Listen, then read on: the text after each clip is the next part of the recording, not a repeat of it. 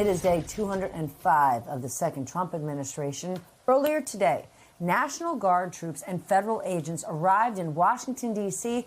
as part of the president's new anti-crime push. And Attorney General Pam Bondi met with D.C. Mayor Muriel Bowser to lay out the president's plan. NBC's Courtney Kuby has those details. Tonight, hundreds of National Guard troops reporting for duty, awaiting deployment around the nation's capital. Acting on President Trump's orders after he declared a crime emergency, activating 800 Guard members and instituting a 30-day federal takeover of D.C. police, despite police statistics that show violent crime is declining here. We've been watching members of the D.C. National Guard trickle in one by one all day here at the D.C. Armory. Soon as many as 200 at any time will be in neighborhoods like this, where a defense official tells NBC News they'll be supporting law enforcement with activities like crowd management, perimeter control, and other security assistance. Most Guard members won't be armed and won't be making arrests, according to the defense official. Instead, their support is intended to free up law enforcement to fight crime. The White House says its push is already well underway. Last night, approximately 850 officers and agents were surged across the city. They made a total of 23 arrests. Those arrests include homicide and drug distribution, according to the White House, which also says homeless people could be jailed if they don't comply with efforts to clear encampments. Some Democrats slamming the move as presidential overreach. This is about the president playing king, trying to be the authoritarian leader, the dictator. But after meeting with Attorney General Pam Bondi today, the city's Democratic mayor striking a cooperative tone. If and while we have this federal surge, we're going to put those officers to good use. D.C. residents we spoke to today had mixed reactions. It's unnecessary and frightening. There's crime in any city, and this is not solving a crime problem. I don't see the need for it. At the same time, if it makes the streets safer, so be it. With that, let's get smarter with the help of our lead-off panel. Natasha Korecki is here, NBC senior national politics reporter, Charlie Sykes, MSNBC columnist and political analyst, and Jeff Mason, White House correspondent for Reuters. Charlie, we now have video of troops in front of the Washington Monument. Many people across the board don't like the way it looks. But I want to start with the last thing that last man said. He doesn't think we need it, but if it makes the streets safer, so be it. What's your reaction? Well, I think it's largely performative here. But again, Democrats will have to be careful not to fall into the trap of saying that there's no crime problem in Washington, D.C. It may be going down, but crime is a reality. They can't make the same mistake they made with inflation. What I think that the point they ought to be making is that this is a trial run for President Trump to put active duty military troops on the streets of many cities, including New York, Baltimore, Los Angeles, Chicago. And I think it's also legitimate to say, you know, where were these troops on January 6th? This is a president who, in fact, has pardoned the rioters who attacked police officers. And this law and order president, of course, is also a convicted felon. But again, I think people need to focus on the performative aspect of this. And yes, it is a distraction. This is part of, you know, the president's desire to distract from the Epstein files, but it is also substantive. And if Americans become used to, if it becomes normalized to have active duty military engaging in law enforcement activities, then we have really entered uncharted territory in this country. Natasha, our colleague Ken Dilanian is reporting that they now will have active FBI agents in D.C. that'll be on overnight shifts patrolling the streets, even if they've got regular counterintelligence, counterterrorism, or just criminal cases that they're covering during the day. That seems like an awesome responsibility. It is an awesome responsibility. I can tell you the perspective from here in Middle America. I'm in Illinois, and I heard our Chicago mayor today saying if the president wants to fight crime, then why did he end a bunch of anti-violence grants and funding that the city of Chicago really needed? I mean, I think Democrats are talking hard politics here.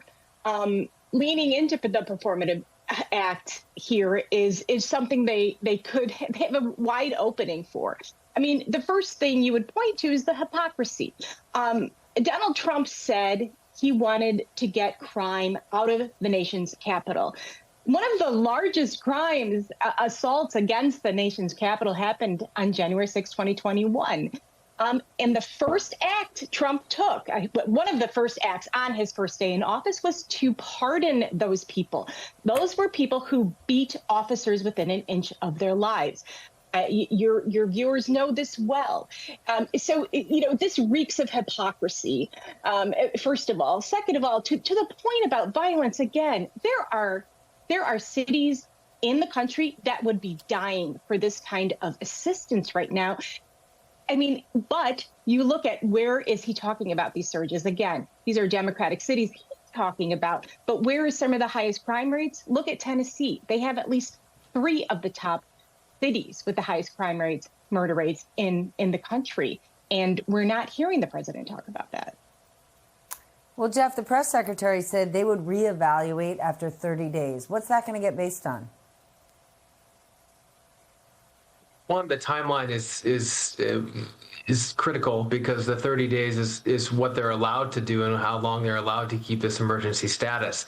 To your question about what it'll be based on, I don't know the answer to that. I think so far with their listing, as she did today, arrests and other examples of what they would deem as the success of this operation or this mission so far, I have no doubt that they will have other statistics in 30 days that they will use if they want to continue it for longer than that. But to sort of step back for a second, I think that also gives a timeline for the government of D.C. to continue to prepare for what happens if President Trump goes further than this. And as the other panelists have said, I think this is, and as Courtney said in her piece, I believe, this is something that President Trump has been preparing for himself for some time, and it could very well just be a first step to a broader federal takeover of D.C. He said recently, within the last couple of weeks, that he already had lawyers studying the Home Rule Act and what could be done to change that. I've done some reporting on this, and I know what has to be done if he wanted to, and it means the answer is Congress would have to pass that, a withdrawal of the Home Rule Act or a change to that. And he has those votes. He has those votes if Republicans in both the House and the Senate were to approve that. And just the last thing I would say, which I think is important for viewers outside of the District of Columbia to know, is that D.C. is a city that has roughly 700,000 residents who vote for a mayor and vote for a city council and don't have votes for a senator or for representation in the House. And this is a really, really, really big caveat or loophole that President Trump is well aware of and he is exploiting. Jeff, I am thinking about my D.C. mother-in-law's taxation without representation bumper sticker as you speak. Charlie, the Washington Post is reporting that the Defense Department is weighing a plan for what they call a domestic civil disturbance quick reaction force that they could deploy in a number of U.S. cities. What's your reaction to that? Well, again, this is something that Donald Trump has been thinking about for a long time, including in his first term. And so this is what I meant when I said this is very much a trial run, where the president is seeing whether or not, I think, how the courts are going to react, how the media is going to react, how local officials are going to react. But again, this is something that he wants to flex his muscles. This is Donald Trump, as the uber law enforcement official in the country. So I certainly would not be surprised to see these troops spread across the country to other cities. And to Natasha's point, that right now he's focused on Democratic-run cities, and I don't think he has any problem. And again, the political problem is that many of these cities actually do have some severe problems. Now, sending in the army or other troops is not necessarily the solution to the problem, but in Donald Trump's political playbook, he thinks that that's going to be a winner. Again, the question is how people will react. We saw what happened in Los Angeles. We'll have to see what happens with these other cities. But I think he's very serious about it. I think that we ought to assume that he's going to do something like this.